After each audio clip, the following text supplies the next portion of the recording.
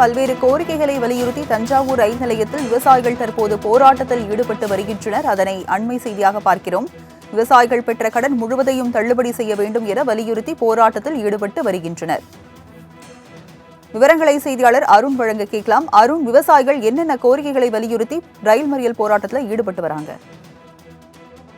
வணக்கம் ராஜலட்சுமி. அதாவது குறைந்தபட்ச ஆதார விலை நிர்ணயம் சட்டம் கொண்டு வர வேண்டும் என போராடும் விவசாயிகள் மீது தாக்குதல் நடத்தி மத்திய அரசை கண்டித்து தஞ்சையில் இன்று ரயில் மறியல் போராட்டம் நடத்தின விவசாயிகள் நடத்தி கைது செய்யப்பட்டுள்ளார்கள். அதாவது மத்திய அரசு விவசாய விளைபொருட்களுக்கு குறைந்தபட்ச ஆதார விலை நிர்ணயம் சட்டம் கொண்டு வர வேண்டும், விவசாயிகள் பெற்ற கடன் முழுவதும் தள்ளுபடி செய்ய வேண்டும், மின்சார திருத்த சட்டத்தை திரும்ப பெற வேண்டும், விவசாயிகளை தற்கொலையிலிருந்து தடுத்து நிறுத்த வேண்டும், எம்எஸ்பி கேட்டு தாகும் வரை பஞ்சாப் கண்ணூர் பார்டரில் உண்ணாவிரதம் மேற்கொண்டுள்ள விவசாயிகளோடு பேச்சுவார்த்தை நடத்திட வேண்டும் உள்ளிட்ட கோரிக்கைகளை முன்வைத்து சம்யுக்த கிராண்ட் மெட்ரா அமைப்பு சார்பில் விவசாயி சங்க தலைவர் PR பாண்டியன் தலைமையில் தஞ்சை ரயில் நிலையத்தின் முகப்பில் இருந்து முழக்கங்கள் எழுப்பியவாறு ஊர்வலமாக வந்து தஞ்சை ரயில் நிலைய போராட்டத்தை நடத்தினர். அப்பொழுது திருச்சியிலிருந்து காரைக்கால் செல்லும் ரயிலை மறித்து போராட்டத்தில் ஈடுபட்ட விவசாயிகளை காவல்துறையினர் கைது செய்து வாகனத்தில் ஏற்றி சென்றனர். அப்பொழுது தொடர்ந்து விவசாயிகளின் கோரிக்கைகளை ஏற்காத நிலையில் அடுத்த கட்ட போராட்டம் நடத்தப் போவதாகவும் விவசாயிகள் எச்சரித்தனர். மேலும்